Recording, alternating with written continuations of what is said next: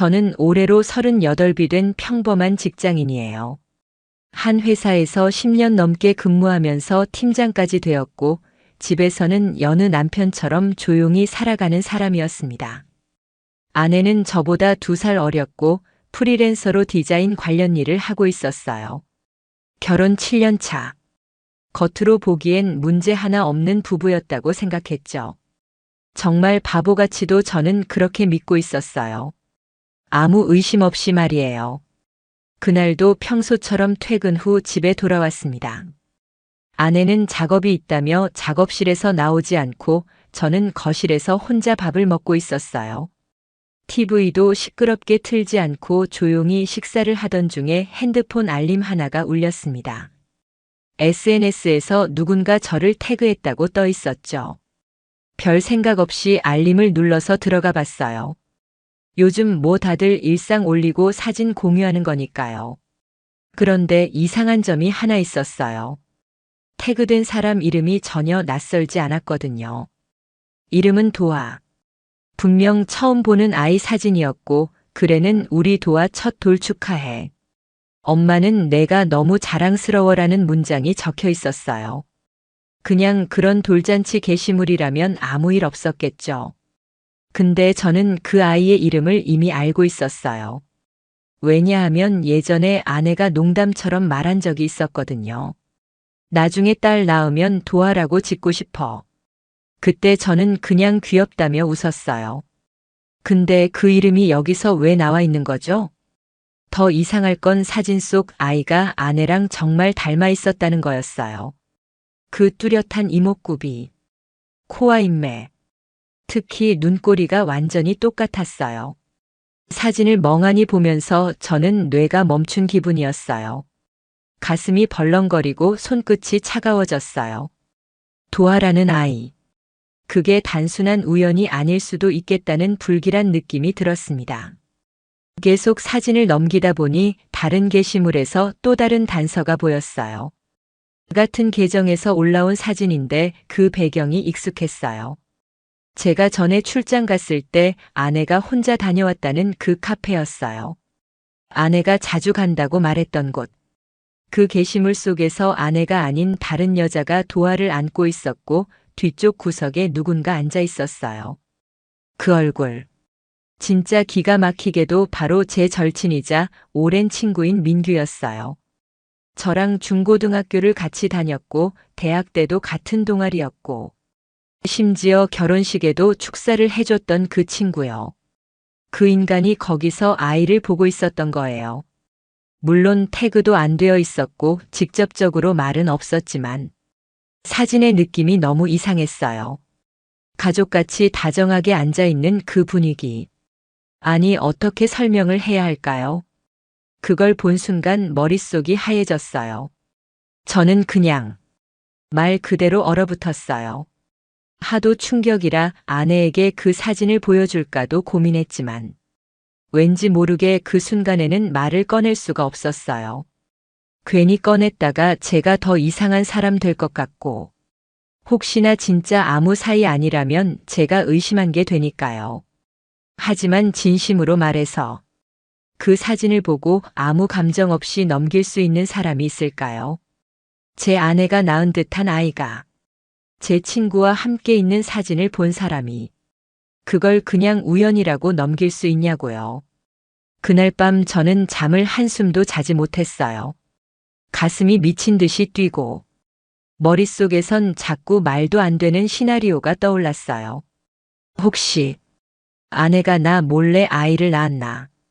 혹시 그 아이는 내 아이가 아니고 민규의 아이일 수도 있나? 아내가 없던 날들, 그녀가 외출했다고 했던 수요일마다 어디를 갔던 건지 하나하나 머릿속에서 연결되기 시작했어요. 진짜 무서웠어요. 이건 그냥 의심 수준이 아니었고 그냥 영화도 아니었어요. 제 인생이었어요. 제 현실에서 벌어지고 있는 미친 막장이었어요. 다음 날 아침, 아내는 평소와 똑같은 표정으로 부엌에서 아침을 준비하고 있었어요. 그 모습을 보면서 저는 식탁에 앉아 말없이 그녀를 바라봤어요. 그 평범한 일상이 어찌나 기괴하게 느껴지던지 식탁 위에 있는 국 한 그릇마저도 역겹게 보였어요. 그녀가 담아준 밥, 그녀가 웃으며 말하는 목소리, 모든 게 연극처럼 느껴졌어요. 오늘은 좀 늦게 들어올 것 같아. 미팅이 길어질 수도 있어서. 늘 하던 말이었지만 그날따라 그 말조차 역겹게 들렸어요. 저는 고개만 끄덕였고 아내는 평소처럼 키스를 하려다 말고 나갔어요. 정말 그 순간 이 여자 누구지? 그 생각밖에 들지 않았어요. 그날부터 저는 아내의 일정을 추적하기 시작했어요. 스마트폰 위치 공유를 켜둔 걸 이용해 그녀가 가는 장소를 하나하나 캡처했어요. 그 중복되는 장소, 그 수요일마다 찍히는 같은 골목, 그 골목 어귀에 있는 작은 빌라. 전에도 한번 가봤던 기억이 있었어요. 누구 살던 데더라. 아, 맞다. 민규가 몇 달 전에 이사 갔다고 했던 곳. 그 주소랑 정확히 일치했어요. 그 순간 온몸이 덜덜 떨렸어요. 믿기 싫었어요. 그렇지만 사실이었어요. 그 여자가, 내 아내가 수요일마다 민규네 집에 드나들고 있었어요. 대체 뭘 하러? 왜? 무슨 짓을 하려고? 민규의 집 주소와 아내의 위치 기록이 일치한다는 사실을 확인한 순간 온몸이 마비된 느낌이었습니다. 그냥 숨을 쉴 수가 없었어요. 이게 진짜 현실일까? 이게 진짜 나한테 일어나고 있는 일인가? 머릿속에 있는 모든 상상들이 하나하나 사실로 굳어져가는 기분이었습니다. 저는 그날 회사에 연차를 내고 민간 탐정을 찾아갔습니다. 제정신으로는 도저히 견딜 수 없었거든요. 혹시 아내가 다른 남자와 어떤 관계인지 조사해 주실 수 있나요? 그 말을 입 밖으로 꺼낸 순간 제 심장이 완전히 무너지는 소리가 들리는 것 같았어요. 탐정은 능숙하게 질문을 했고 저는 최대한 침착한 척하며 정보를 제공했어요. 아내의 사진, 민규의 이름, 의심 가는 시간대, 이 모든 걸 전달하고 단 하나의 요청을 했습니다. 정확한 증거가 필요해요. 누가 봐도 말 못하게 확실한 사진이나 기록이요. 그렇게 조사가 시작됐고 저는 매일 밤 지옥을 살았습니다. 아내가 외출한 날, 민규의 집 근처에 간 날, 모든 시간들이 하나하나 지옥처럼 길게 늘어졌어요. 그녀가 돌아오면 저는 아무 일도 없다는 듯 행동했어요. 오늘 어땠어? 그냥 미팅 몇 개 있었고, 좀 피곤하다. 그 웃음, 그 입, 그 말투, 전부 다 역겨웠어요.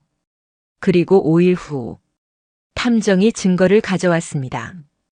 어제 수요일, 오전 11시 38분, 이 여성분 민규 씨 집에 들어가는 사진입니다.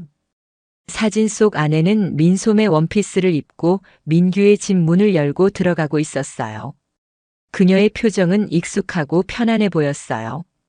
사람이 누군가 집에 들어갈 때 그 문턱을 넘는 방식이 있어요. 부담 없는 사람의 공간이라면 망설임이 없죠. 그런데 제 아내는 그 문을 자기 집처럼 당당히 열고 들어가고 있었어요. 2시간 후, 민규 씨가 아이를 안고 밖으로 나오는 사진입니다. 그걸 보는 순간 머리가 띵 하더라고요. 그 아이, 도하. 정말로 아내와 닮은 얼굴을 가진 그 아이를 민규가 품에 안고 있었다고요. 그게 뭐겠어요? 도대체 뭐냐고요? 혹시 민규랑 같이 사는 사람은 없나요? 혼자 살고 있다고 합니다. 이사한 후 주소지 등록도 본인 단독입니다.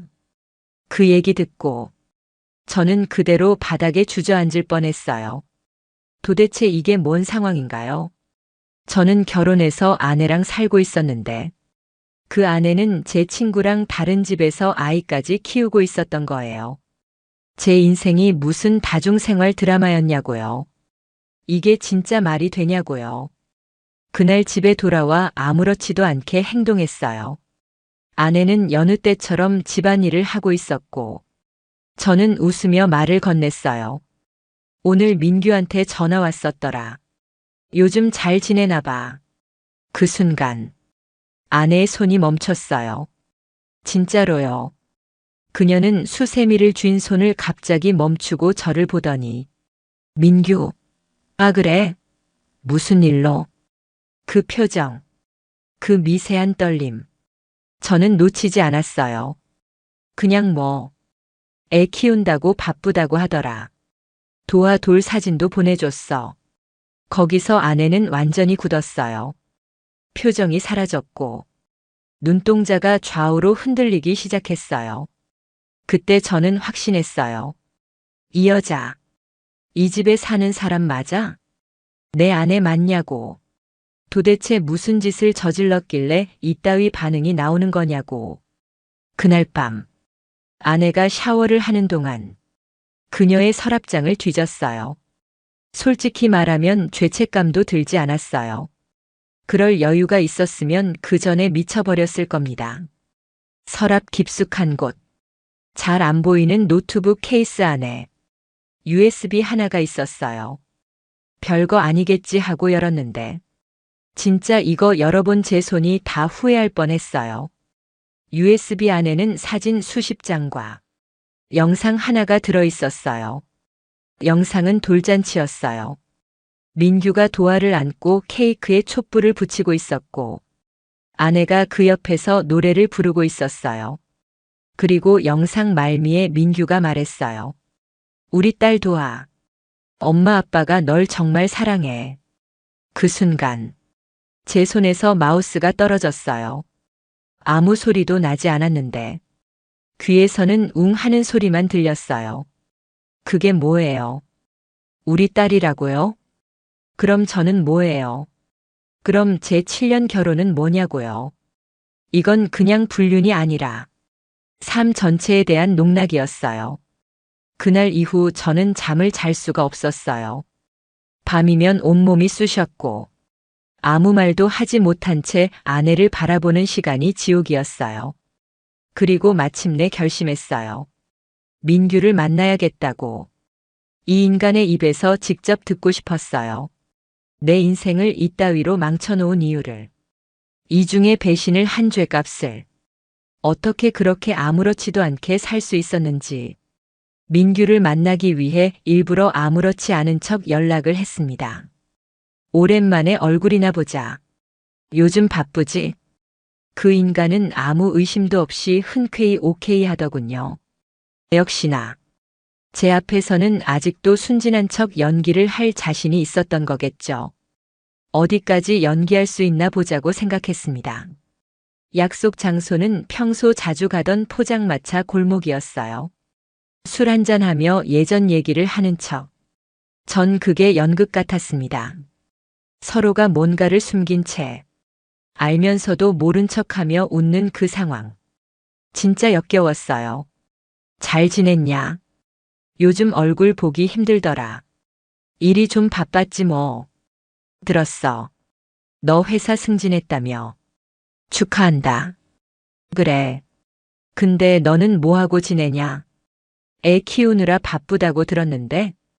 그 말에 민규는 잠시 표정을 굳히더니 억지로 웃으며 말했어요. 무슨 소리야? 내가 왜 애를 키워? 그럼 도화는 누구야? 그 순간 민규의 표정이 완전히 얼어붙었습니다. 그거 어떻게 봤어? 내 SNS. 아니, 도화 엄마 SNS. 우연히 말이야. 제가 그 말을 꺼내자 민규는 마치 얼음이 된 사람처럼 손을 떨기 시작했어요. 그 모습이 차라리 통쾌해야 했는데 그 순간에도 화가 더 났어요. 이 자식은 죄책감 하나 없었던 얼굴이었거든요. 숨기다 걸리니까 당황한 것뿐. 진심으로 미안해하는 기색은 눈곱만큼도 없었어요. 내가 물어볼게. 도화, 내 딸 맞냐? 그는 고개를 숙였고 한참의 침묵 끝에 고개를 끄덕였어요. 그 짧은 동작 하나가 제 심장을 산산조각 냈습니다. 제가 결혼 생활을 유지하며 피곤해도 아내 챙기고 밥하고, 기념일 챙기고, 명절에 장 봐오고, 그 모든 순간, 아내는 제 친구의 아이를 낳고 키우고 있었던 거예요. 너 미쳤냐? 내 아내랑 무슨 짓을 한 거냐? 지훈아, 미안하다. 그땐 나도 진심이었어. 진심? 지금 진심이란 말이 입에서 나오냐? 그때 정말 주먹이 나갈 뻔했어요. 하지만 참고 말았습니다. 그래요. 진짜 복수는 이런 감정적 폭력이 아니었어요. 저는 그때부터 계획을 세우기 시작했어요. 이걸 법으로 끝내겠다고. 둘 다 인생에서 벗어날 수 없게 만들어주겠다고. 이건 단순한 불륜이 아니었으니까요. 저를 기만한 정도가 아니라 제 인생 자체를 갈아넣은 범죄였으니까요. 집에 돌아와 아무렇지 않은 척 아내에게 물었어요. 도아라는 이름, 기억나? 그녀는 물끄러미 저를 보다가 말했어요. 예전에 그런 이름 얘기했었나? 그 이름, 여전히 좋게 들려? 왜 그래? 갑자기, 그 미묘한 반응, 거짓말로 덮으려는 그 태도. 저는 대꾸하지 않고 방에 들어가 문을 닫았어요. 이제부터는 말이 아니라 행동으로 보여줘야 할 때였어요. 그 주 주말, 저는 바로 변호사를 찾아갔습니다. 이런 경우, 어떻게 이혼을 진행하면 되는지, 그리고 어떤 방식으로 상간자 소송을 할 수 있는지, 모든 걸 상담받았어요. 변호사는 제가 가져간 사진, USB, 위치 기록, 영상 파일을 보고 말했습니다. 충분합니다. 이건 단순한 불륜이 아닙니다. 명백한 이중 생활이며 정신적 손해와 혼인 파탄의 책임을 물을 수 있습니다. 저는 고개를 끄덕였어요. 그럼 소송 준비 바로 시작해 주세요. 최대한 강하게. 그 누구도 빠져나가지 못하게요. 그날부터 아내를 향한 감정은 차갑게 식어갔어요. 그녀가 뭘 해도, 어떤 말을 해도 저는 그냥 웃으며 대답했어요. 하지만 그 웃음 속엔 칼날이 숨어 있었어요. 그녀가 외출하면, 그래 잘 다녀와. 그녀가 늦게 오면, 오늘도 바빴나 보네. 그렇게 아무렇지 않게 연극을 이어갔어요. 소송 준비가 마무리되고 서류가 작성되었을 때 저는 마지막으로 하나를 더 확보하기로 했어요. 바로 도하의 출생신고서. 그걸 확보하면 법적으로 아버지가 누군지, 의료기록이나 출산 당시 동행인이 누구였는지 모든 걸 확인할 수 있었으니까요. 탐정을 통해 병원 기록을 추적했고 드디어 한 산부인과에서 도아라는 이름의 출생 기록을 확인할 수 있었어요. 어머니, 제 아내 이름, 아버지, 비어 있었습니다. 그 말은 혼자 출산을 했고 출생신고는 아버지 없이 이루어졌다는 뜻이었어요. 하지만 동행인 서명란에는 민규의 이름이 있었습니다. 그 한 줄, 그 민규의 서명이 제 인생의 마지막 희망조차 지워버렸어요. 거짓말은 이제 끝이었어요. 이건 이제 감정의 문제가 아니었어요. 처절한 무너짐이었고 다시는 되돌릴 수 없는 균열이었어요. 그리고 마침내 소장을 접수했습니다. 이혼 소송, 상간자 소송, 정확히 동시에 두 사람에게 향하는 칼날을 준비했어요. 그동안 제가 당한 모든 배신, 그들을 위해 흘린 시간과 감정, 그 대가를 법정에서 반드시 받기로 했습니다. 소장이 송달된 건 화요일 아침이었습니다. 그날 저는 출근 준비를 하고 있었고 아내는 여느 때처럼 느긋하게 커피를 마시고 있었어요. 초인종 소리가 났고 현관문을 열자 우편 배달원이 두툼한 서류 봉투를 건넸습니다. 등기입니다. 서명해 주세요. 아무런 말 없이 서명하고 안으로 들어왔어요.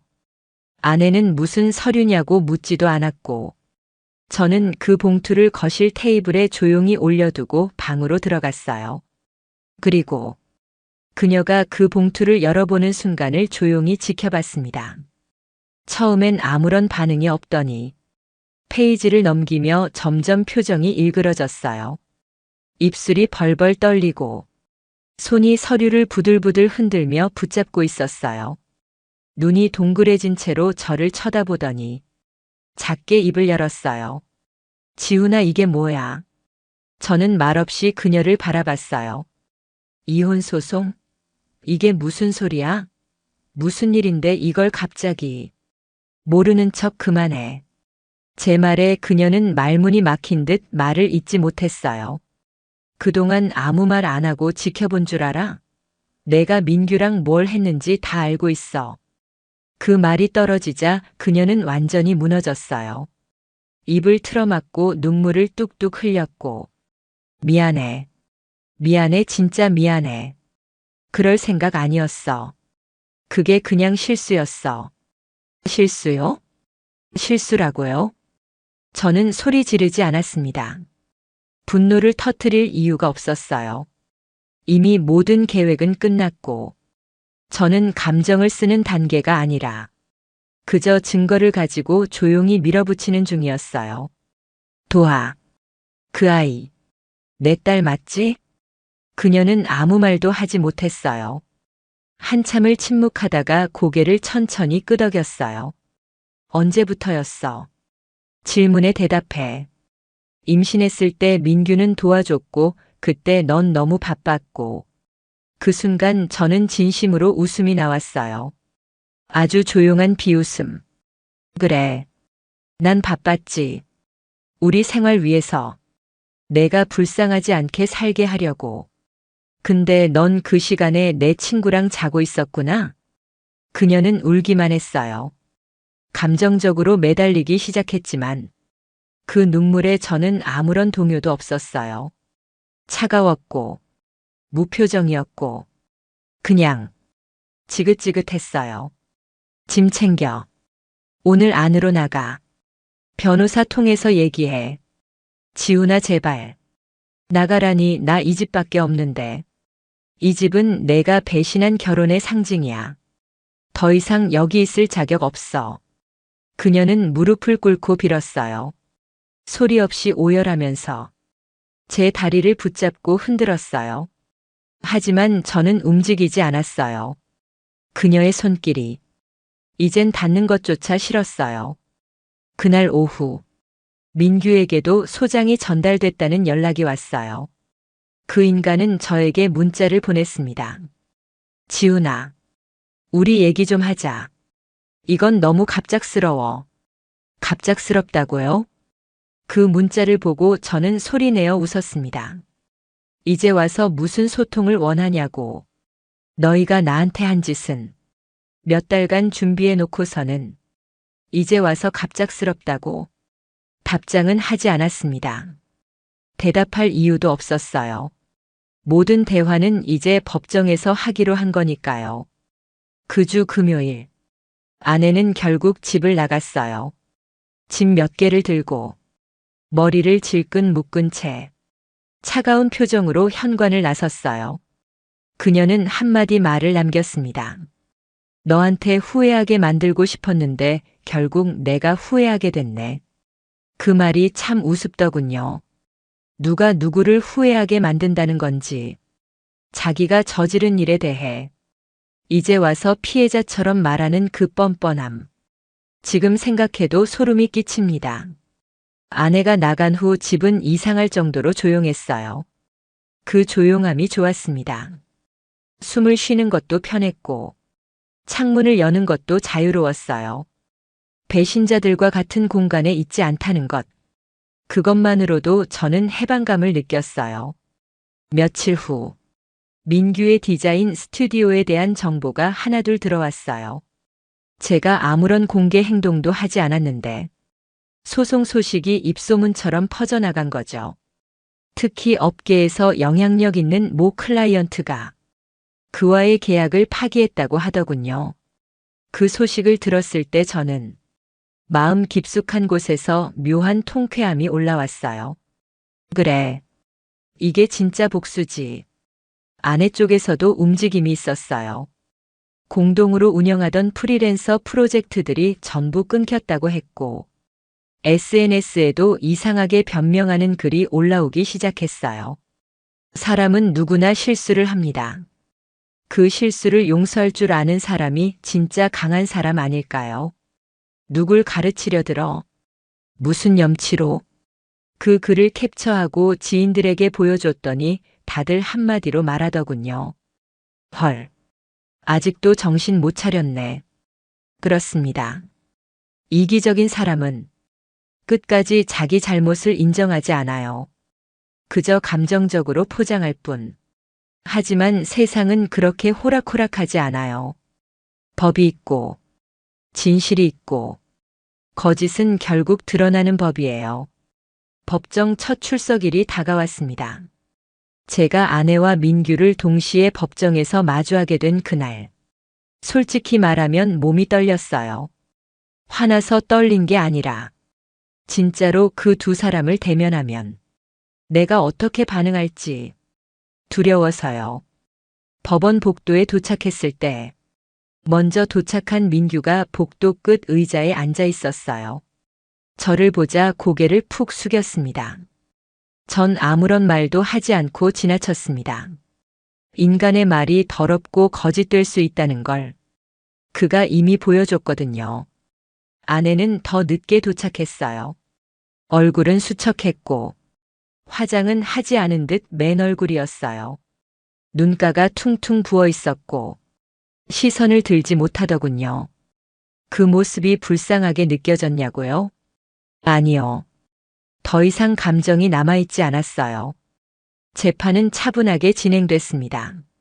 제 변호사가 준비한 자료, 탐정이 확보한 사진, 도하의 출생 기록, 병원 영상, 민규와 아내가 주고받은 문자, 모든 게 증거로 채택되었고 판사는 조용히 고개를 끄덕이며 서류를 넘겼습니다. 피고 측은 원고의 혼인 파탄에 결정적인 책임이 있음이 명백합니다. 또한 정신적 고통에 대한 보상이 불가피하며 그 목소리를 들으며 저는 조금씩 무너지던 제 내면이 회복되는 걸 느꼈어요.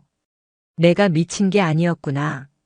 내가 괜히 의심한 게 아니었구나. 내 감정은 충분히 증명될 수 있었던 거구나. 결국 판결은 제가 원하는 대로 나왔습니다. 이혼은 확정되었고 재산 분할은 거의 없다시피 했어요. 집은 제가 갖게 되었고 아내는 자신 명의로 되어 있던 소액 계좌 하나만 가져갔습니다. 그리고 민규에 대한 상간자 소송 역시 법원은 3천만 원의 위자료를 판결했어요. 그 인간은 끝까지 고의는 아니었다. 감정이 컸다. 순간적인 실수였다. 그런 변명만 늘어놓았지만 판사는 말했습니다. 불륜이 순간적인 감정으로 벌어졌다고 해서 그 책임이 사라지는 건 아닙니다. 그 선택의 결과는 피고가 감수해야 합니다. 그 말이 진짜 사이다였어요. 사람은요, 자기가 한 선택의 대가를 기어코 치르게 되어 있어요. 재판이 끝난 후 법정을 나서는 길, 민규는 저를 쳐다보지 못하고 지나쳤습니다. 고개를 푹 숙인 채 걸음걸이마저 흐느적거렸어요.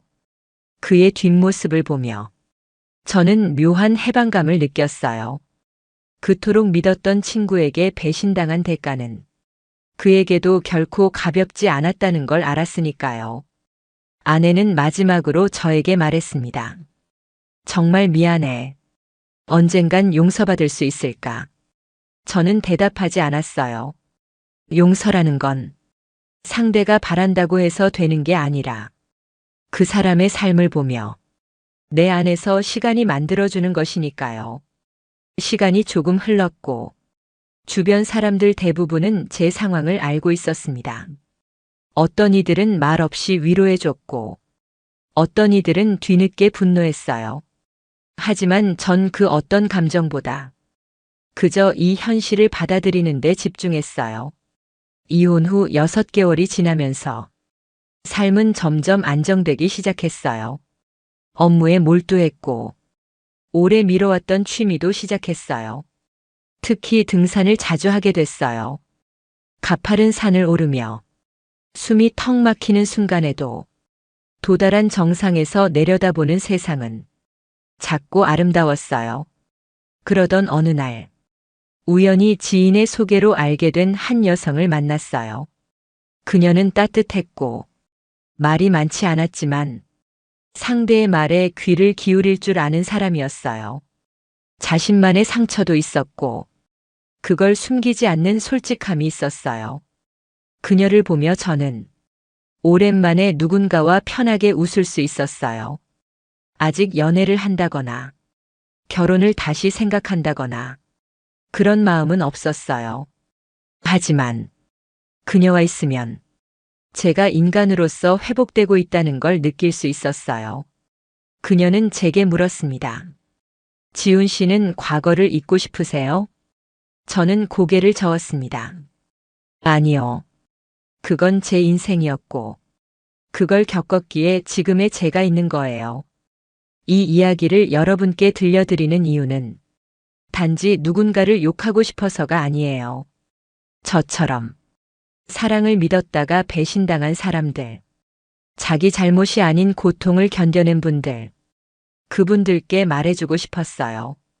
당신은 잘못이 없다고, 누군가의 잘못이 당신의 가치를 낮출 수 없다고, 그리고 배신은 언젠가 무너지고 진실은 결국 드러난다고요.